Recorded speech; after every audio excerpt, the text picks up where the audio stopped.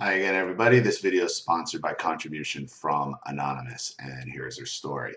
Dear Ollie, I had written to you about a month or two ago, and you made a video for me titled "The Narcissist Will Ruin Your Most Important Days." After seeing some of your recent videos on covert narcissism, I decided to write again, but on a different topic. This has to do with a previous work situation I was in while working as an engineer for a very corrupt company. I honestly don't see how this place is still in business because they have continuously lost money for the last 2 to 3 years. It all started in 2012 or 13 when this new woman was hired as VP of quality. Oh God, let's call her Susan, another meaningless VP position. She was also in charge of the engineering group in addition to quality. This woman, without a doubt, is either NPD or BPD. I would guess both. She pretty much hated me since the first day she saw me and targeted me ever since. I don't know what it was, but it was probably something in my appearance or demeanor that set her off. My personality is about as opposite to hers as you can get, so maybe this pissed her off. No. When a woman hates another woman, without even a, without it's always based on looks, and it's always jealousy. It's always jealousy. Trust me. This is the problem with a lot of women in the workplace is this jealousy, is they start hating each other on sight. And it's these type of women, and I'm not saying it's all women, but it's these type of women, and unfortunately there's more of them than there are the other way, who I have said think with their vaginas first. And when a woman thinks with her vagina, it's all about competition with another woman. And that's all. It doesn't matter how good of an employee it is. It comes down to this bitch thinks she's cute.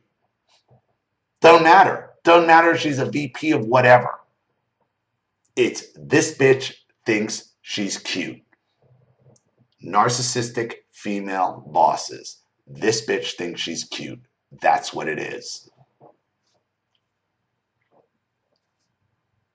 She also seemed not to like some of the overweight women in the company and was very shallow. But I'm not overweight or unattractive, so I don't think that was the problem. Yeah, it is. She has multiple problems. Don't right there. What I just said proves what I just said, that last line. She is obsessed with other women's appearance. She's going to put down the fat ones and she's going to hate on the ones who are pretty.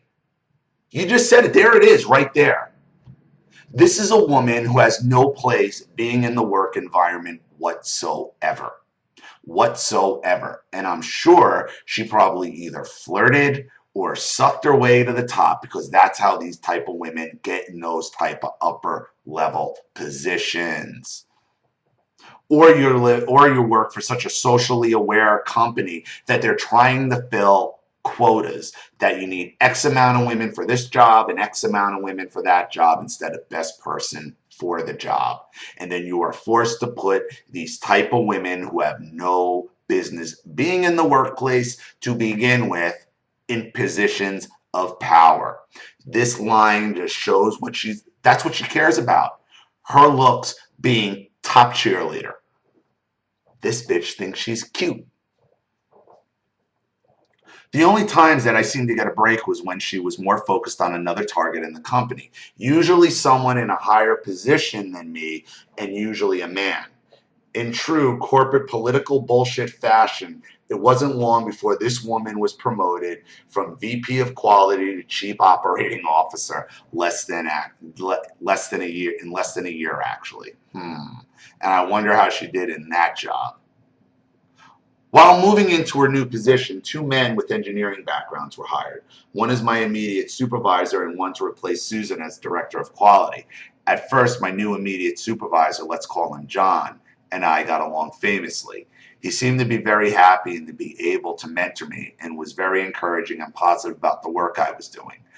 This was in sharp contrast to Susan, who would criticize everything I did, no matter what it was.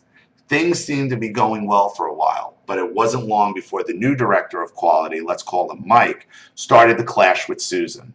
Over time, the work environment started to turn more and more toxic, and the conversation started to turn more and more negative. Even if two people were getting along, the conversation topics between them were usually had a negative tone. As well the case with John and I. As time went on, John started to become increasingly negative towards Mike, the head of our department. He would constantly complain to me about him, saying that he was ineffective, lazy, and two-faced, and that he was not the right personality fit for the position that he had. I still don't know what exactly he meant by this. It got to the point where if John had an altercation with Susan, he would find some way to blame it on Mike. Like none of it was his fault, and Mike was the one making the department look bad. Okay, what is happening here is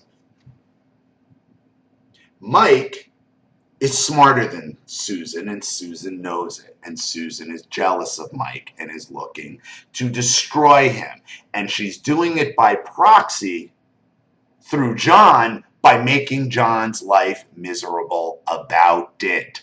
Breaking his balls, just like a wife will break a... That's what's going on here. And now he's snapping at the kids because of this bitch of a woman who should be home somewhere and nowhere near a working environment. Not because she's just a woman, because she's a woman who can't handle the position, because she's a woman who thinks with her pussy first. It is absolutely brutal being a male working for a woman like this. It is what was the final nail in my coffin at Macy's, because there's nothing and they don't stop. And I'm sure this woman, Susan, gets off on watching Mike twist in the wind. And it's all because... John twist in the wind, because it's all because she's jealous of Mike. Mike likes you, therefore Mike is a problem. I think it's still all coming down to you. As time went on, our entire department had become scapegoated of the scapegoat of the company, and Mike was eventually fired. I started to see a major change in John in the following months. He seemed more than happy to step into Mike's position. Like this was what he wanted all along. For Mike to be gone so that power was his. It also seemed like he had this twisted fantasy in his head all along of being some sort of weird accomplice to Susan and her agenda. He also had completely turned on me and the other two engineers that were working under him at the time. It was like a switch had flipped overnight where he went from being almost like our friend to a complete yes man who would throw any of us under the bus in a heartbeat. This is the exact type of two-faced behavior that he had accused Mike of displaying. The irony is he was behaving way worse than Mike and didn't seem to see it. The incident that really proved that John had done a complete 180 is when he and I were taking a walk one day outside. We were talking about my salary and the increase I would get that year when he was like, let's go sit on the bench. After we sat down, he started to say how he didn't think it was fair that I had been with the company for 5 years and never got more than the standard 1.5–2% raise. He said that he agreed with me, but then proceeded to tell me about a conversation that he had about me with Susan. He told me that Susan had told him she wouldn't give me an A regarding my work and that she didn't see why more than 2% raise was justified. Well, you know what? You're not working for Susan. You're working for him, and she's not writing your review. He is. And let me explain to you what Susan has also set up here with John. Almost sounds like an enabling husband and a narcissistic mother, doesn't it? She also then told John about a conversation she and I had in the past where she basically told me that if I wasn't happy, I should start looking for another job. John then basically repeated this to me, but under the guise that she had said it first. He then proceeded to tell me that Susan's perception of me was not good, and then brought up a presentation that Susan had given at an earlier date where she told everyone in the company that perception is reality. This quote always disturbed me greatly. One reason being that it's not true. Perception is not reality. That's all a bunch of bullshit. Secondly, yeah, that's all a bunch of corporate buzzwords.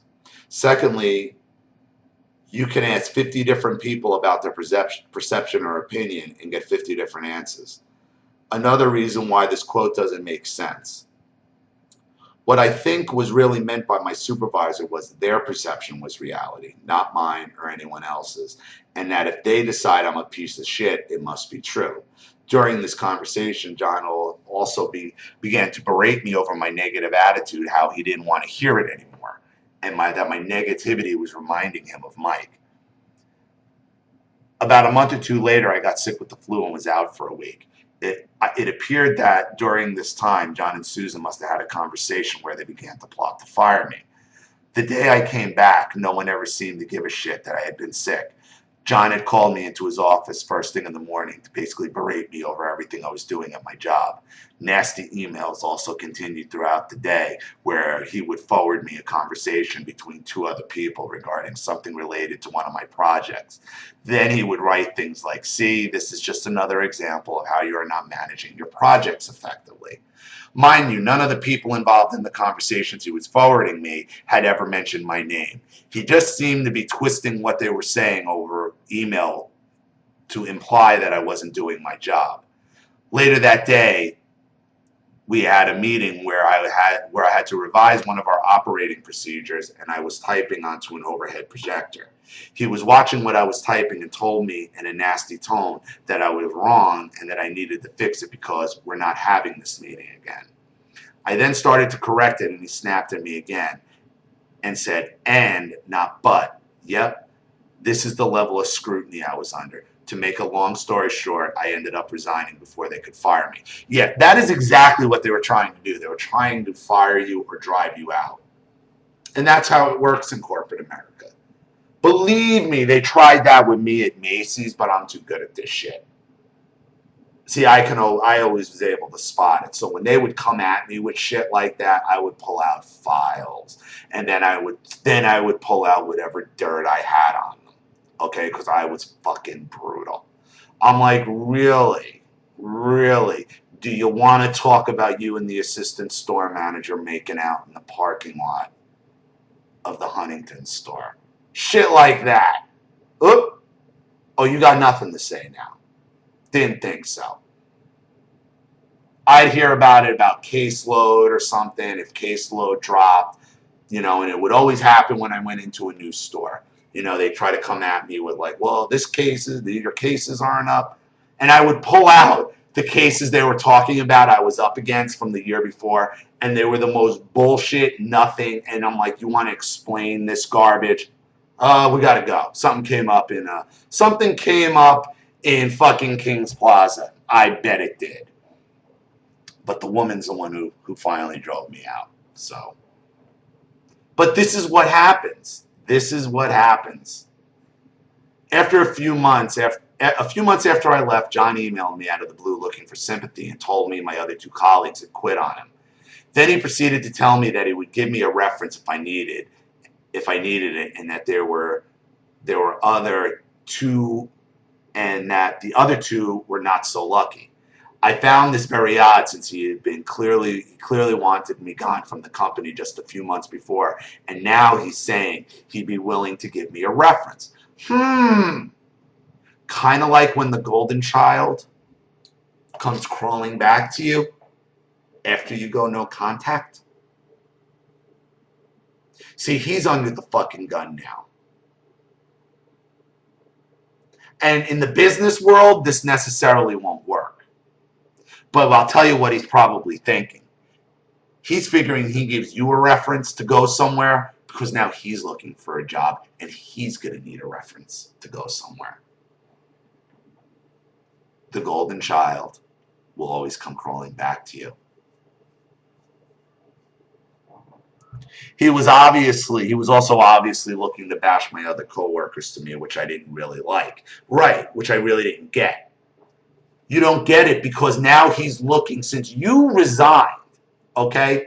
Since he actually got you to resign and weren't fired and weren't put on any type of warning, you have a clean history. So now if he can push blame off on the other two and get you to back it up, as somehow maybe try to convince you the other two are the reason you left, he might be looking to save his job. He's recruiting you now as a flying monkey. Oh yeah, he is.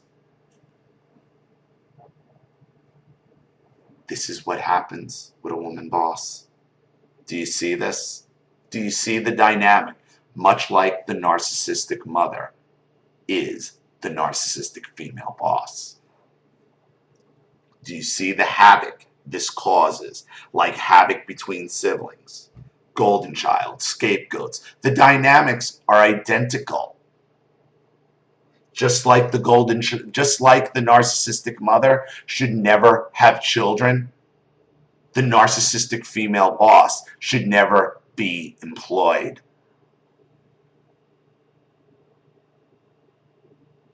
Like now all of a sudden you're my friend.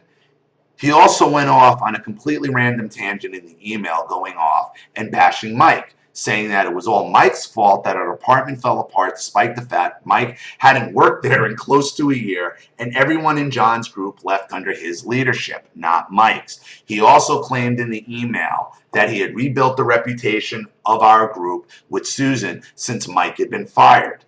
Well, if he rebuilt then why is he bothering you? This to me was completely asinine since, as I said before, she continued to make our lives miserable up until the end, and each one of us had left under John's leadership, not Mike's. Since this entire email seemed completely off to me, I then contacted one of the other engineers I used to work with to get his side of the story. He told me that John had gotten even more crazy since I left, and he just had to resign despite not having any other job offers. This is coming from a guy who told me months earlier to never quit without another job. So for him to quit like that, you know it was bad. A couple months after this, I got a random text from John saying that he was moving to another company because Susan had turned on him.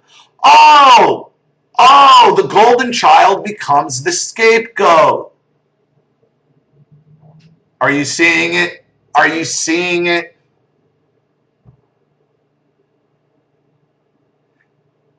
Again, acting like he and I were long-lost buddies. He told me that he was going to be the manager of a small company and that he would be willing to make room for me if he ever had to clean house at his new company. I didn't say anything either way and just changed the subject. He never contacted me after this, so maybe he got the hint that I was pissed and I wasn't just going to get over how he treated me towards the end of my working at the last company. I know that even if I were to confront him, he would never admit to it directly and try to hide all of his nasty behavior behind Susan, as if she were driving the whole thing and he were just an innocent puppet. She's driving a lot of it. He's the golden child enabler, though. I mean, he is responsible. I give him zero slack on it. Okay, because this is for a work situation. He's trying to fuck people financially. This is bad. It is all still being driven by Susan and her narcissism. Think of Susan as a narcissistic mother, and all of this then makes sense. I've suspected for a while this guy wasn't right in the head, especially seeing how his personality morphed overnight after Mike was fired. After watching a few of your recent videos, I think he may be a covert narc. It's almost as if he were waiting. He were waiting for the previous director to be fired because all he really wanted was power. Meanwhile, during that whole time, acting like a friend to my colleagues and I, and then changing almost overnight when he got an ounce of authority. He also tries to act like the victim in a lot of these situations and refuses to see a part in any of it. I don't know why he continued to contact me after I left the company either, since he was so clearly disgusted with me when I quit. I've also suspected over the years that he may have a slight attraction towards me, which further complicates this whole dynamic. I would really appreciate any insight. Thanks, Anonymous. Well, I already told you what it's all about.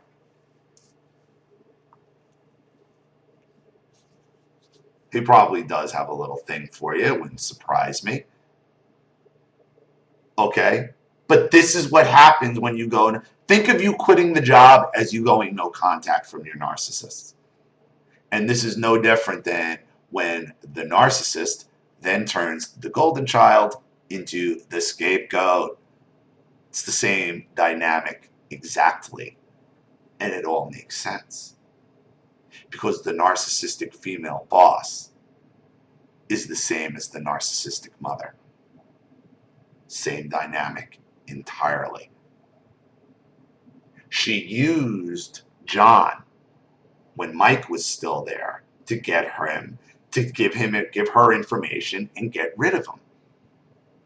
Okay, as long as there's other people to look down your nose at, to roll shit down at, they're good. The problem with them is eventually they run out of people to abuse. And then they got to abuse each other. And that's where John's trying to recruit you as a flying monkey comes in. No different than the dynamic of the narcissistic mother. So I hope that explains some stuff to you. Thank you so much for your contribution. Thank you for the story. Thank you to everybody watching. Please leave any opinions or advice in the comment section below.